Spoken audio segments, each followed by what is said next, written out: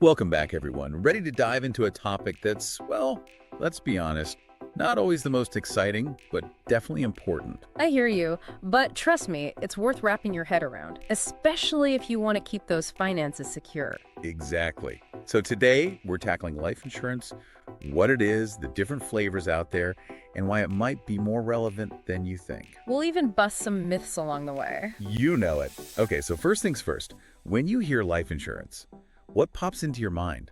Because I gotta admit, I used to think it was only for really grown-ups. You know, the ones with mortgages and stuff? I totally get it. It's easy to think, oh, that's something I'll deal with later. Right. But here's the thing. Life insurance, at its core, is about protecting what matters most. It's like a safety net for your loved one's financial future. You got it. Think of it like this. You pay a premium, and if something happens to you, your beneficiaries, the people you choose, get a payout.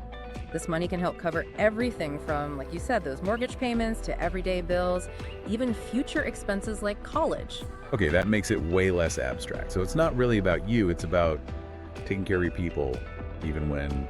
Exactly. It's about peace of mind, knowing that they'll be okay financially if you're not around. Got it. Now let's talk types. I always hear term versus permanent life insurance. What's the lowdown? Good question. Think of it like this. Term life insurance is like renting an apartment.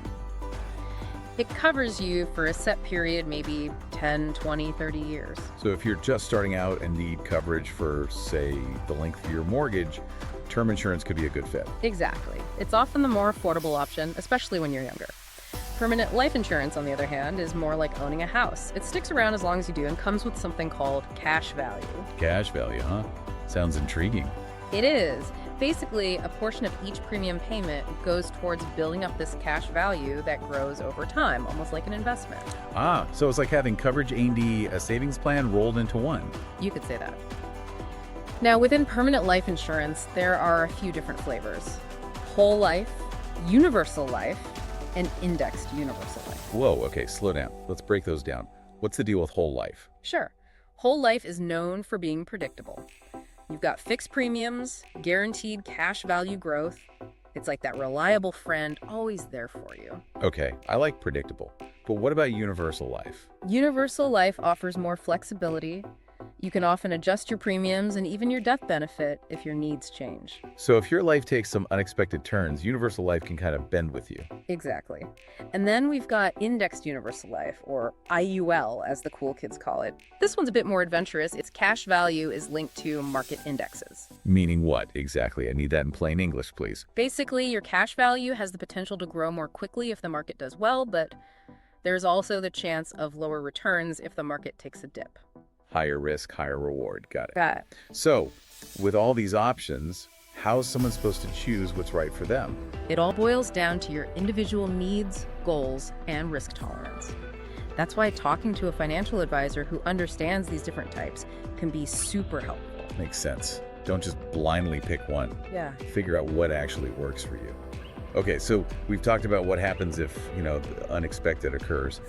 But what about the benefits of life insurance while you're, still alive and kicking? You're thinking about the living benefits. Yeah, life insurance isn't just about what happens after you're gone. It can actually help you build wealth over time. Remember that cash value component in permanent life insurance, you can potentially borrow against it for major expenses, like your kids' education or even a down payment on a house. Whoa, I had no idea. That's huge. So it's like having access to a source of funds that you might not have otherwise. Exactly. And often with some tax advantages too, which is always nice. Okay, you're blowing my mind here. So it's not just a safety net, it's a potential tool for achieving your financial goals too. Precisely. And let's not forget about the estate planning aspect. Life insurance can help cover potential estate taxes, which can be a real burden on your heirs. Estate taxes. Now, that's a whole other deep dive waiting to happen. Agreed. But the key takeaway here is that life insurance can be a powerful tool for creating a more financially secure future for both you and your loved ones. I'm sold. But let's address the elephant in the room, figuring out how much coverage you need. That feels about as fun as doing my taxes. It can feel that way, but it doesn't have to be. A good starting point is to think about your income, your debts, and any future expenses you anticipate, like college tuition or helping your kids buy a house someday. Okay, so it's about taking a holistic view of your finances and planning for the long haul. Exactly. And remember, the earlier you start, the better. Premiums are generally lower when you're younger, and let's face it, healthier. Makes sense. Lock in those rates while you still can. All right, so as we wrap up our life insurance crash course, what's the main takeaway you want our listeners to walk away with today? It's simple. Life insurance isn't just about death and gloom. It's about taking control of your financial future and protecting the people you love most. Perfectly said. It's about peace of mind, knowing that no matter what curves life throws your way, you and your loved ones are prepared. And with that, folks, we'll leave you with this. What steps can you take today to ensure that financial security, not just for yourself, but for generations to come?